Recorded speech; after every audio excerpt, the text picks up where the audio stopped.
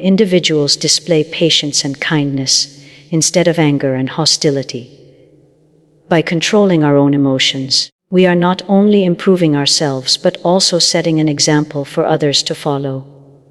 A single calm response in a tense situation can prevent an argument, protect a relationship, and inspire someone else to choose patience over anger.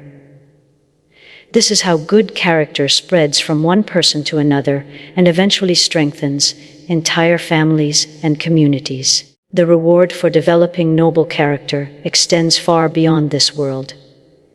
Every act of patience, every moment of self-control, every word of kindness spoken instead of anger is known to Allah. Even if people never notice your sacrifice, Allah notices it. Even if no one thanks you for remaining patient, Allah records every moment.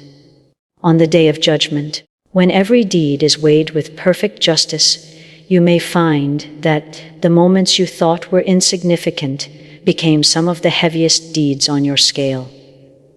That is the beauty of sincere faith. The quiet victories that nobody else sees are often the greatest victories in the sight of Allah. As we conclude this reminder, let us remember that conquering anger is not about becoming perfect. We will all experience moments of weakness because we are human. The goal is not to never feel anger, but to ensure that anger never leads us away from Allah.